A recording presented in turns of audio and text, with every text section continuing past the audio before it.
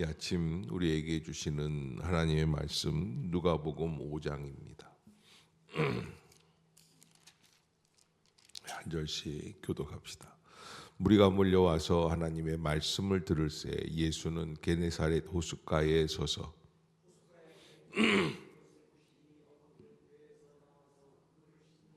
예수께서 한 배에 오르시니 그 배는 시몬의 배라. 육지에서 조금 떼기를 청하시고 앉으사 배에서 무리를 가르치시더니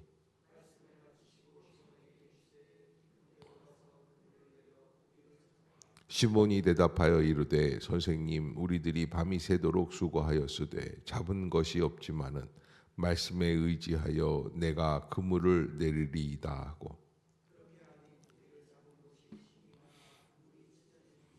이에 다른 배에 있는 동무들에게 손짓하여 와서 도와달라 하니 그들이 와서 두 배의 채움에 잠기게 되었더라.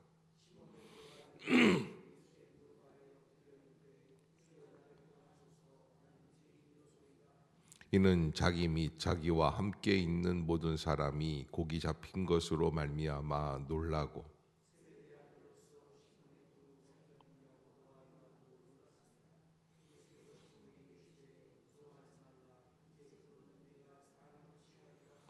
그들이 배들을 육지에 대고 모든 것을 버려두고 예수를 따르니라.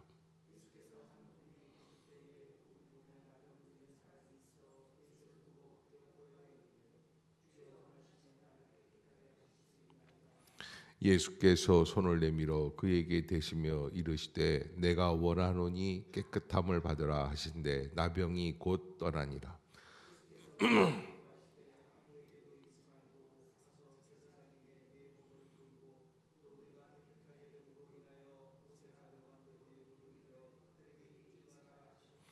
예수의 소문이 더욱 퍼지매 수많은 무리가 말씀도 듣고 자기 병도 고침을 받고자 하여 모여오되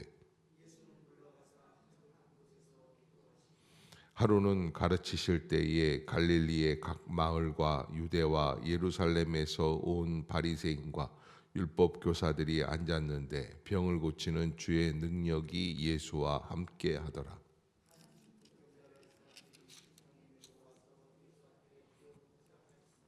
무리 때문에 메고 들어갈 길을 얻지 못한지라. 지붕에 올라가 기와를 벗기고 병자를 침상째 무리 가운데로 예수 앞에 달아내리니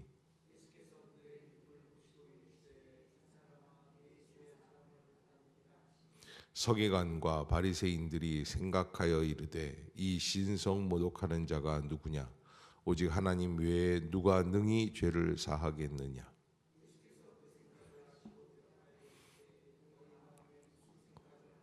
내 죄 사함을 받았느니라 하는 말과 일어나 걸어가라 하는 말이 어느 것이 쉽겠느냐.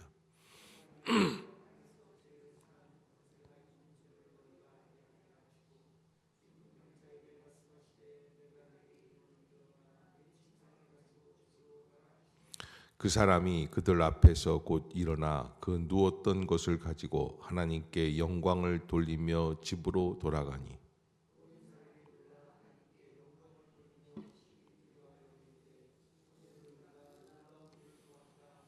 그 후에 예수께서 나가사 레위라 하는 세리가 세관에 앉아 있는 것을 보시고 나를 따르라 하시니 레위가 예수를 위하여 자기 집에서 큰 잔치를 하니 세리와 다른 사람이 많이 함께 앉아 있는지라.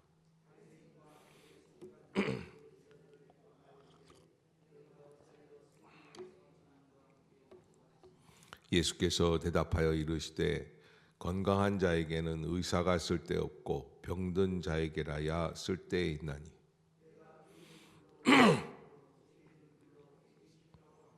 그들이 예수께 말하되 요한의 제자는 자주 금식하며 기도하고 바리새인의 제자들도 또한 그리하되 당신의 제자들은 먹고 마시나이다.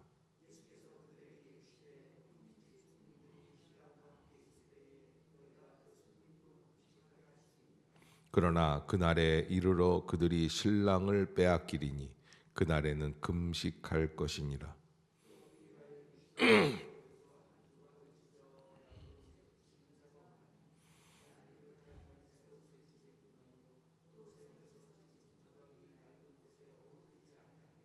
새 포도주를 낡은 가죽 부대에 넣는 자가 없나니 만일 그렇게 하면 새 포도주가 부대를 터뜨려 포도주가 쏟아지고 부대도 못 쓰게 되리라. 함께 봅시다. 묵은 포도주를 마시고 새 것을 원하는 자가 없나니 이는 묵은 것이 좋다 함이니라. 아멘. 할렐루야. 이 아침 죄전을 찾으신 여러분들에게 하나님의 은혜와 평강이 함께 하시기를 축복합니다. 오늘 누가복음 5장에 있는 내용은 예수님께서 직접 제자들을 부르시고 그들을 따르게 하시는 그런 사건들, 그리고 예수님께서 더 나아가서 치유와 기적의 역사들을 베풀어 주시는 본격적인 예수님의 사역이 활동되어지는 시기다, 이렇게 보게 됩니다. 특별히 5장의 이제 첫 부분에는 예수님의 수제자라고 할 수 있는 시몬 베드로의 하나님께서 그를 어떻게 부르시는가, 예수님이 찾아가셔서 그를 만나 주시고 그에게 말씀해 주시는 모습들을 이렇게 보게 되죠. 오늘 이 본문을 한번 우리가 살펴봐야 되는데, 무리가 몰려와서 하나님의 말씀을 들을새 예수는 게네사렛 호숫가에 서서, 이 게네사렛 호숫가가 갈릴리 호수예요. 큰 호수예요. 호수라기보다는 바다라고 해야 맞을 것 같이 큰 호수입니다. 끝이 보이지가 않습니다. 파도도 치는 호수입니다. 호숫가에 배 두 척이 있는 것을 보셨다. 누가 보셨냐? 예수님이 보셨다. 어부들은 배에서 나와서 그물을 싣고 있다. 밤새 이 갈릴리 호수에 그 고기 잡는 일들은 밤에 합니다. 주로 밤에 하고, 캄캄한 밤에 불을 켜놓고 있으면 그러면 고기들이 어른어른 거리는 것을 보고 물 쪽으로, 위쪽으로 이렇게 올라오면 그때 그물을 던져서 고기를 잡는 방식인데, 밤새 그물을 던지다가 이제 아침이 되어서 그물을 싣고 있는 그런 시간대였다. 이제 3절을 한번 보겠습니다. 3절 시작. 예수께서 한 배에 오르시니 그 배는 시몬의 배라. 육지에서 조금 떼기를 정하시고 앉으사 배에서 무리를 가르치시더니. 아멘. 5장 1절에 보면 무리가 몰려와서 하나님의 말씀을 들을새 예수는 게네사렛 호숫가에 서서, 사실은 이 게네사렛 갈릴리 호숫가에서 말씀을 전한다라는 것은 어떤 면에서는 조금 어울리지 않는 그런 모습이다라고 하는 것을 보게 되죠. 공부는 독서실 가서 하죠. 그런데 또 요즘은 또 카페에서 그렇게 하더라고요. 그런 것처럼 이렇게 약간 장소가 변경이 되는데, 왜 그러냐면 사실은 아마 깊은 통찰력이 있으셔서 그렇게 하신 것 같다 생각이 되는데, 밤에는 바람이 분명히 육지에서 호숫가로 이렇게 나갈 거예요. 근데 이 아침에는 아마 이 호숫가에서 육지 쪽으로 바람이 불어올 거예요. 그러면 바람이 이렇게 불어오는 것을 이렇게 등지고 얘기하면 내 목소리가 청중들, 이 해안가에 앉아 있는 청중들에게 좀 더 잘 전달이 될 수 있어요. 소리를, 바람을 타고 나가니까. 아마 그래서 예수님이 이 갈릴리 호숫가에서 말씀을 전하기로, 왜냐하면 회당이나 이런 데서 말씀을 전해야지 되는데, 그렇다면 더 많은 방해꾼들이 생기고 바리새인들이라든지 회당장이라든지 여러 가지 서기관 율법사 이런 사람들이 계속해서 방해를 놓기 때문에 아마 예수님께서 이 여러 가지 환경 속에서 그렇게 하신 게 아닌가. 근데 마침 배 두 척이 있었는데 그 배 중에 하나가 시몬 베드로의 배예요. 육지에서 조금 떼기를 청하시고 앉으사 배에서 무리를 가르치시더니. 그래서 배에 앉아서 육지에 있는 해안가에 이렇게 퍼져 있는 사람들을 가르치기 시작을 하셨다. 말씀을 해주신 거예요. 천국은 이런 사람들의 것이다. 뭐 이렇게 하면서 이 갈릴리 호숫가의 설교를 해주셨어요. 그래서 성경에 보면 마태복음에 나오는 5장부터 7장까지 산상수훈이 있죠. 그리고 이제 마가복음에 보면은 광야 설교가 있습니다. 누가복음에는 무슨 설교가 있어요? 해안 설교가 있어요. 그렇게 여러분들이 구별을 해서 한번 보시면은 예수님이 산에서도 또 광야에서도 또 해안가에서도 이렇게 말씀을 전하셨구나라는 것을 알 수 있게 됩니다. 자, 오늘 이 사건은 산상수훈 같은 경우는 산상수훈의 내용을 마태복음 5장부터 7장까지 잘 기록이 되어 있는데, 오히려 누가복음은 그 내용보다는 내용이 맞춰진 다음에, 그리고서는 이제 4절에 보면은 말씀을 마치시고, 이때부터 예수님의 본격적인 역사가 시작이 되는데, 시몬에게 이르시되 깊은 데로 가서 그물을 내려 고기를 잡으라. 왜 이런 말씀을 하셨는가? 시몬의 배에 고기가 한 마리도 없는 것을 보셨다라는 거예요. 그런데 사실은 예수님이 시몬 베드로의 배에서 말씀을 하시고, 그리고 그에게 말씀하실 때는 고기를 잡을 타이밍이 아니라는 거예요. 고기를 잡을 시기가 아니에요. 그런데 예수님은 그들에게 그물을 내려 고기를 잡아라, 이렇게 명령해 주십니다. 이 말씀에 베드로가 반응을 하죠. 5절 한번 읽어보겠습니다. 시작. 시몬이 대답하여 이르되 선생님, 우리들이 밤이 새도록 수고하였으되 잡은 것이 없지만은 말씀에 의지하여 내가 그물을 내리리이다. 아멘. 말씀에 의지하여 내가 그물을 내리리이다 하는 이 말씀이 아마 이 4절에 있는 말씀, 배에서 오르셔서 말씀해 주시는 그 예수님의 말씀을 들을 때 보통 역사가 아니었다라는, 하나님의 사람이구나, 신령한 은혜가 있구나라는 것을 깨닫고, 그 말씀을 듣고, 그리고 지금 주님께서 말씀해 주시는 깊은 데로 가서 그물을 내려 고기를 잡아라라고 하시는 이 말씀에 순종해서 내가 그물을 내리겠습니다. 사실 이 오늘 5절의 시몬 베드로의 고백 속에서 밤이 새도록 수고를 하였을 때 잡은 것이 없지만은, 그때 이제 사실 베드로는 직업이 뭡니까? 고기를 잡는 어부입니다. 예수님의 직업은 뭡니까? 나무를 가지고 물건을 만드는 목수입니다. 그럼 누가 갈릴리 바다 사정을 더 잘 알겠어요? 그건 당연하죠. 그런데 그 모든 것을 뛰어넘는 거예요. 지금 베드로의 고백은 환경, 상황, 모든 분위기를 뛰어넘어서, 자기의 경험을 뛰어넘어서 말씀에 의지하여 내가 그물을 내리겠습니다. 그런데 놀라운 일이 벌어집니다. 6절 시작. 그렇게 하니 고기를 잡은 것이 심이 많아 그물이 찢어지는지라. 어떻게 하니 그랬어요?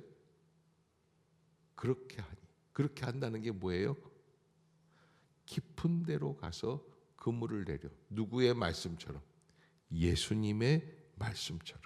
그렇게 하니까 고기를 잡은 것이 심이 많아 그물이 찢어지는지라. 세상에 이런 경험이 어부의 일생 속에 몇 번이나 있을까? 아마 처음이지 않았을까? 특별히 고기를 잡는 것이 밤에 이루어지는 작업일진데, 아마 낮에는 갈릴리 어촌 마을 속에 아마 이런 경우는 처음이지 않았을까? 그물이 찢어졌어요. 그래서 7절에 보면 베드로는 이에 다른 배에 있는 농부들에게 손짓하여 와서 도와달라 하니 그들이 와서 두 배의 채움에 잠기게 되었더라. 자, 사실 이 베드로가 순종해서, 베드로 혼자만의 사건이 아니라 이날 이 두 배가 다 허탕을 쳤었을 텐데, 베드로의 순종함으로 말미암아 놀라운 역사가 이루어지게 되었다. 우리는 돈을 벌려고 할 때, 뭔가 기적이 일어나려고 할 때 자기들의 생각 속에서 자기들의 기준이 있어서 자기들의 방법으로 해야만 된다고 생각을 하지만, 여기 한 가지 단순하죠. 예수님이 말씀하신 대로 그대로 순종하는 것. 이것이 이런 결과를 갖게 되리라고는 꿈에도 생각을 못했는데 이런 역사가 이루어진 것이고, 8절에 보면 베드로는 이 상황 속에서 놀라운 고백을 합니다. 8절 시작. 시몬 베드로가 이를 보고 예수의 무릎 아래에 엎드려 이르되 주여 나를 떠나소서 나는 죄인이로소이다 하니. 무슨 고백이에요? 왜 이런 이야기를 합니까? 베드로가 생각하지 못했던 자기의 상식, 자기의 경험, 지금까지 30여 년 살아왔던 자기의 어부 방법에 전혀 없는 일을 이루시는 것은 누구예요? 초월자라는, 하나님의 사람, 하나님의 역사. 그래서 베드로는 넙죽 엎드려서 뭐라 그럽니까? 주님이 함께 하실 수 있는 사람이 아니다. 베드로가 참 겸손한 것은 자기 자신이 얼마나 부족한지를 고백하는 거예요. 나를 떠나소서 나는 죄인이로소이다. 유대인들이 어떻게 생각하냐면 하나님의 존전 앞에 인간이 노출되면 인간은 죽을 수밖에 없어요. 우리 한국 사람들은 영악해서 산신령이 나타나면 그 산신령을 이용해서 금도끼도 은도끼도 쇠도끼도 다 내 것으로 잡으려고 하지만 유대인들은 그렇게 생각하지 않아요. 하나님 앞에 서면 죽는다 생각을 한 거예요. 그래서 베드로도 마찬가지죠. 내가 감히 당신과 같은 분과 함께 있을 수 있는 사람이 아닙니다. 그 순간에 예수님께서 그 베드로를 향해서 이렇게 말씀을 하시죠. 10절 후반부에 보면 무서워하지 말라. 이제 후로는 내가 사람을 취하리라 하시니. 따라해 봅시다. 무서워하지 말라.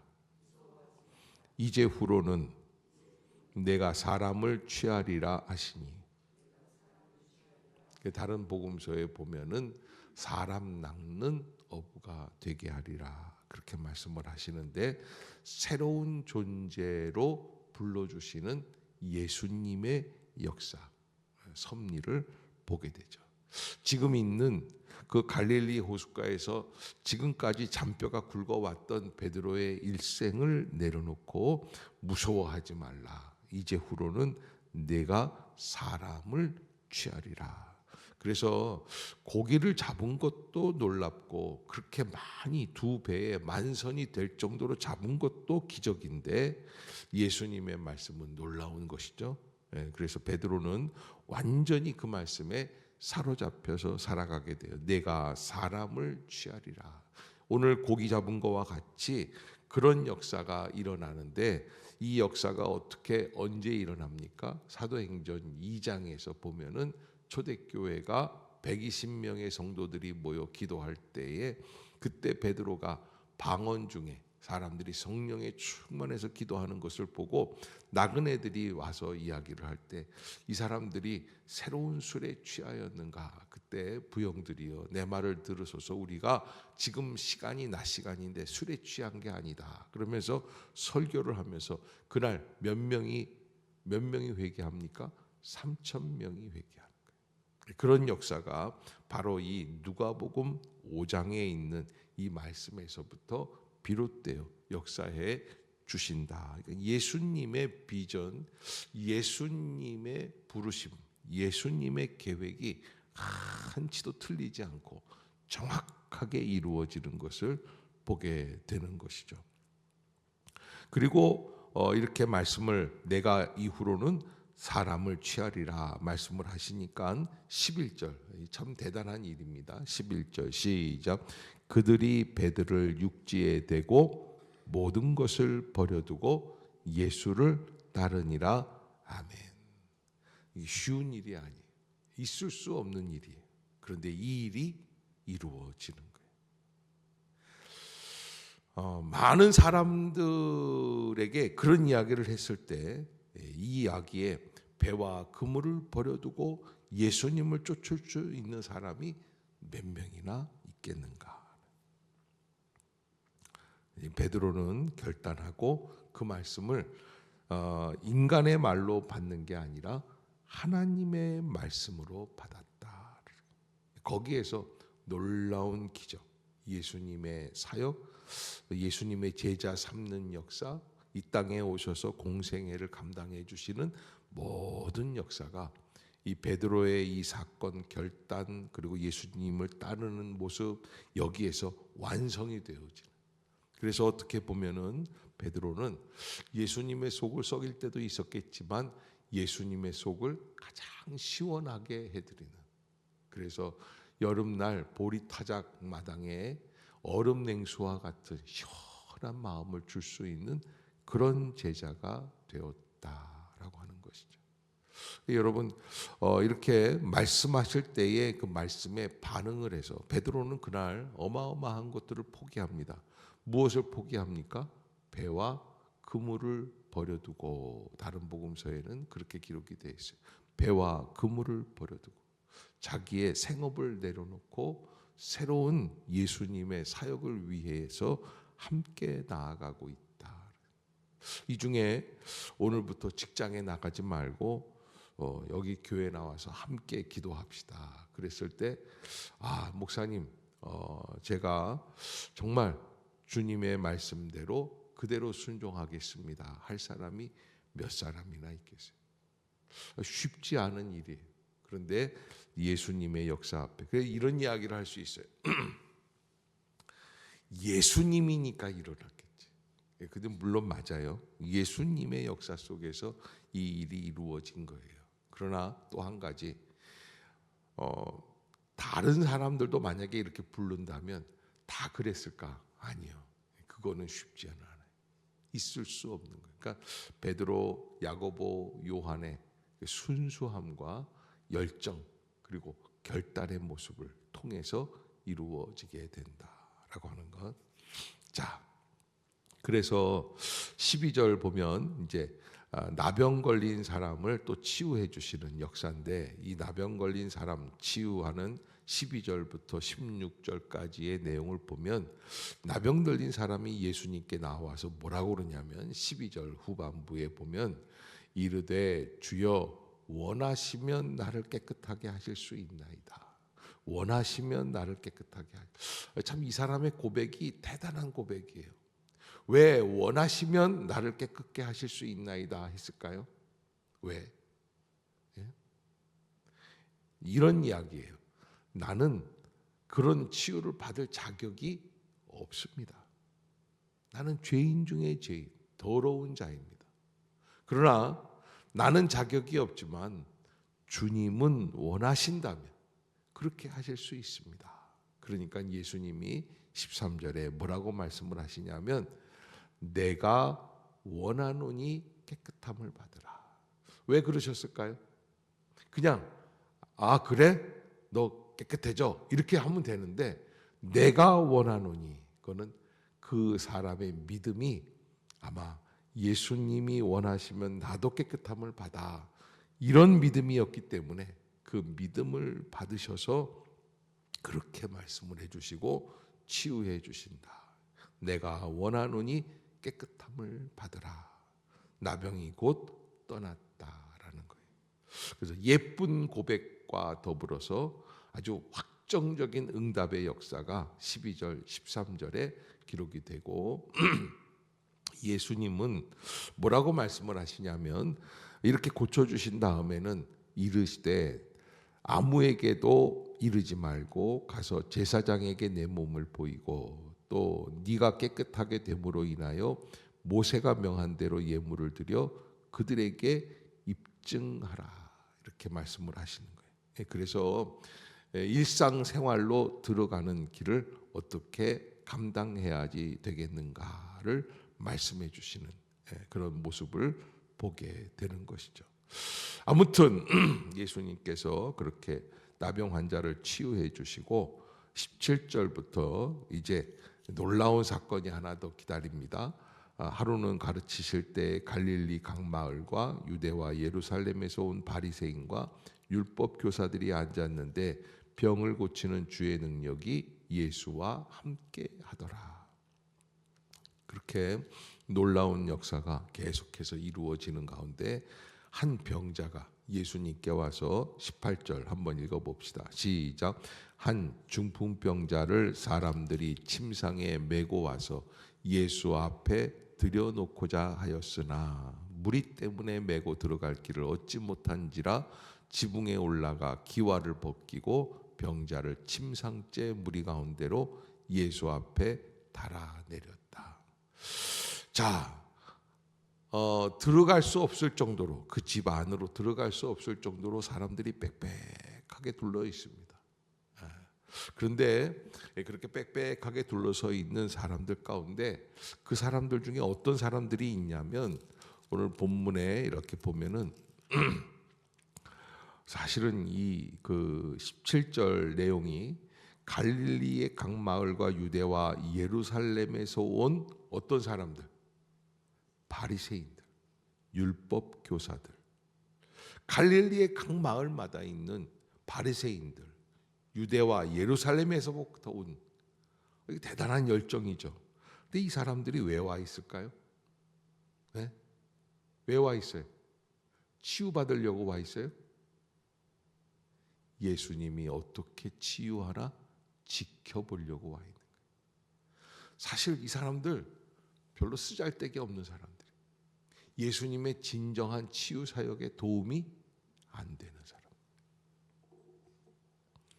혹시 이 아침에도 그렇게 지켜보려고 와 있는 건 아닌가요? 우리가 정말 예수님 앞에서, 여러분 이 중풍병자의 열정이 어떻습니까?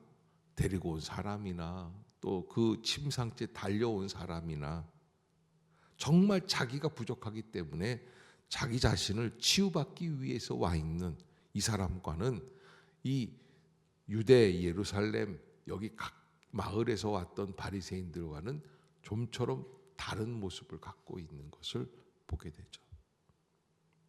기와를 벗기고 병자를 침상째 무리 가운데로 예수 앞에 달아내렸다. 그러면서 예수님이 그들의 믿음을 보시고 이 사람아 내 죄 사함을 받았느니라. 그러니까 바로 21절에 서기관 바리새인들이 말이 나오죠. 시작. 서기관과 바리새인들이 생각하여 이르되 이 신성 모독하는 자가 누구냐? 오직 하나님 외에 누가 능히 죄를 사하겠느냐.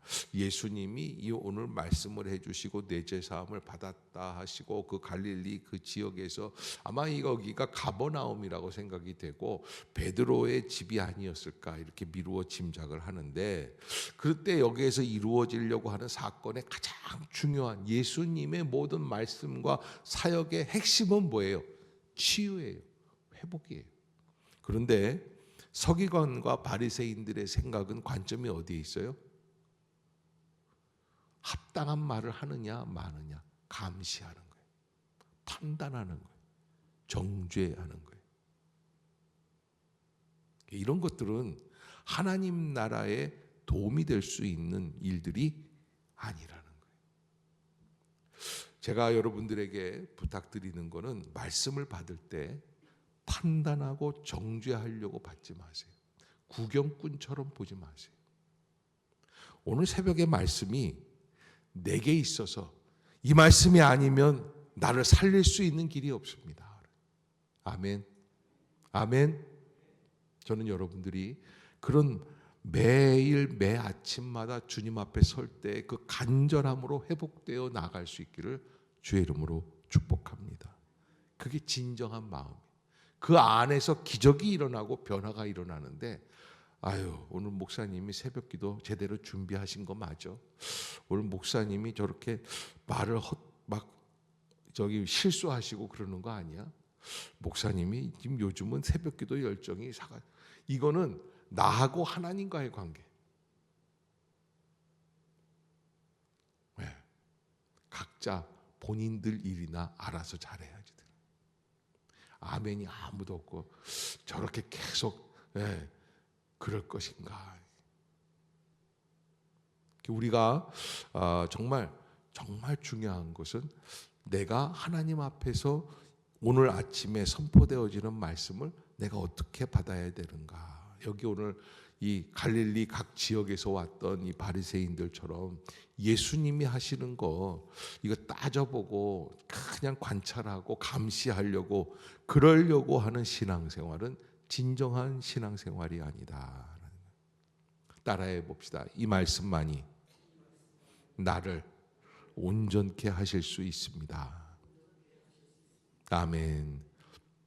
그래서 그날 어떤 변화가 일어났는가? 바로 그 중풍병자만 일어나서 침상을 들고 집으로 가게 하였다. 그럼 그 많은 사람들, 예수님 그 집안에 계시는데 그 둘러싼 사람들은 다 뭐냐? 구경꾼들이에요. 25절 시작.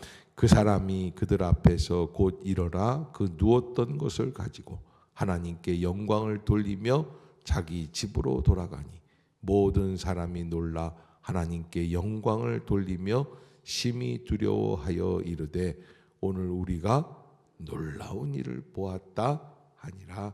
아멘. 구경꾼들이 정말 중요한 복음의 역사는 어디에 있어요? 중풍병자와 같이 내가 변화되느냐, 아니 그를 침상째에 메고 왔던 친구들처럼 죽어가는 자를 데리고 교회로 나왔는가? 둘 중에 하나예요. 그런데 우리는 자꾸 어떤 사람들 쪽으로 가려고 하냐면 구경꾼들 쪽으로 가려고 하는 그런 경향들이 우리에게 있다. 매일 새벽마다 나올 때마다 주님 내가 어찌하여야 살 수 있겠습니까? 라고 하는 절박감 속에서 주님만을 바라볼 수 있는 그런 믿음의 심령들이 될 수 있기를 바랍니다. 자, 오늘 누가복음 5장 27절에 보면 마태라고 생각하는 예수님의 제자 중에 한 사람, 세리, 세관에 앉아서 있는 세무사, 이 사람 부르셔서 그 사람이 예수님을 따르게 됩니다. 베드로, 야고보, 요한처럼 이 사람도 어떻게 합니까? 28절 시작.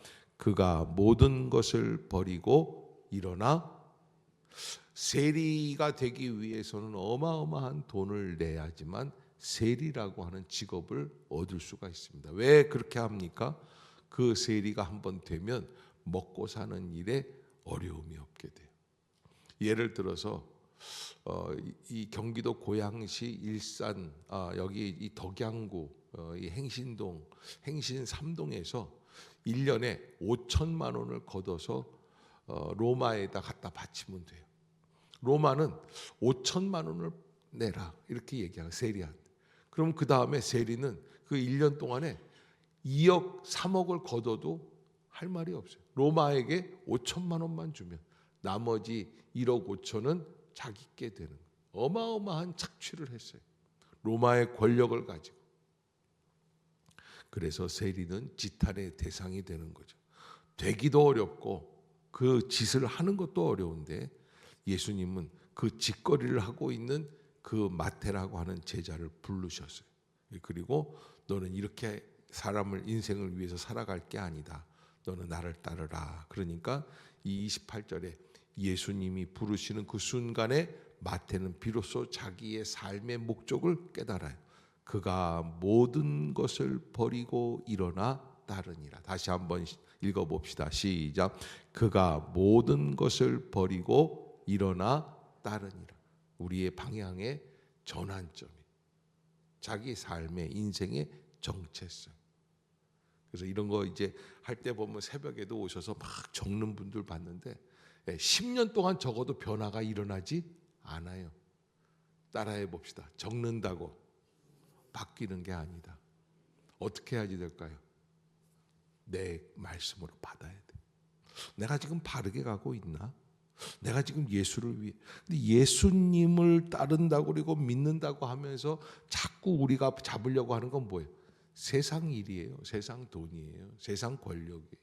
세상 명예예요. 그러니까 이게 두 가지를 동시에 안 되는 거예요. 그것을 예수님께서 말씀해 주시고, 또 한 가지 놀라운 이야기는 여기 오늘 본문에 이 세리와 제자들과 함께 예수님이 그 제자의 집에 앉아서 밥을 먹고 저녁 때 그냥 함께 같이 노니까 바리새인들 서기관들이 비방을 합니다. 이르되 너희가 어찌하여 세리와 죄인과 함께 먹고 마시느냐. 그래서 예수님의 아주 명언 중에 명언 하나 중에 하나가 이 31절이에요. 시작. 예수께서 대답하여 이르시되 건강한 자에게는 의사가 쓸데없고 병든 자에게라야 쓸데있나니. 일산에 예전에 저 입구로 백석으로 들어갈 때 보면 거기 이제 그 예은교회라고 하는 교회가 있고, 예은교회 바로 옆에 길가로 터널 라이트 클럽이라고 있어요. 터널 라이트 클럽. 제가 만약에 여기서 수요 예배 끝나고 저녁 때 터널 라이트 클럽에 가면 여러분들이 뭐라고 그러겠어요? 목사 맞아? 아니, 목사가 무슨 나이트 클럽을. 근데 제가요, 목회하는 도중에 부산에 있을 때인데 나이트 클럽 찾아다니는 목사님을 봤어요. 저도 그래서 따라서 같이 동네 온천장에 있는 나이트 클럽 들어간 적이 있어요. 그랬더니 그분이 탁 앉아가지고 그러시는 거예요. 사장 오라고 그래. 그러니까 웨이터하고 지배인하고 난리가 났어요. 웬 양복 입은 두 남자가 와가지고 사장을 오라고 그러니까 진짜 사장이 와가지고 아유, 어디서 오셨습니까? 그러니까는 탁 쳐다보시더니 뭐라 그러냐면, 나 아무개 교회 목사인데 일로 앉아보셔. 그러니까 사장이 막 웃더라고. 왜 웃으셔? 그러니까 아니, 그렇게 대부분 오면은 세무서에서 나오든지 아니면 조폭들이 얘기를 하든지 사업상의 문제든지 뭐 이런 여러는데, 목사님이 와서 자기 지금 여기서 나이트클럽 하면서 처음이라는 거죠. 이제 그날 콜라 좀 따라봐 그러고 콜라 마시고 뭐 이렇게 얘기를 했는데, 내용은 뭐냐면 한번 우리 교회 한번 와보시오라는. 그래서 한번 들리겠습니다. 그리고서는 끝났어요. 근데 여러분, 우리가 관점의 전환이에요. 그래서 예수님이 죄인들, 이 세리들, 이 사람들과 함께 있는 것, 왜 저런 죄인들과 함께 먹고 마시느냐 바라보는 관점에서 예수님은 어떤 관점이에요? 건강한 자에게는 의사가 쓸데없고 병든 자에게라야 쓸데있다. 이렇게 은혜와 긍정의 방향으로 변화되어야지 된다. 우린 자꾸 정죄하려고 바라고, 잘못하는 것 잘 잘하는 이것만 쳐다. 누구의 관점에서? 자기들의 생각에서. 그래서 예수님의 관점으로 나아갈 수 있는. 그래서 이렇게 자꾸 예수님께서 하시는 일에 대해서 잘못되게 지적을 하는 이 사람들 때문에 예수님이 이렇게 말씀을 하시죠. 38절 시작. 새 포도주는 새 부대에 넣어야 할 것이니라. 그래서 우리가 새로운 시대에 어울리는 새 사람으로 살아갈 수 있는가? 나는 새 포도주, 새 부대가 맞는가 하는 것을 여러분들이 한 번 더 오늘 아침에 생각하면서 떠날 수 있기를 바라겠습니다. 기도합시다.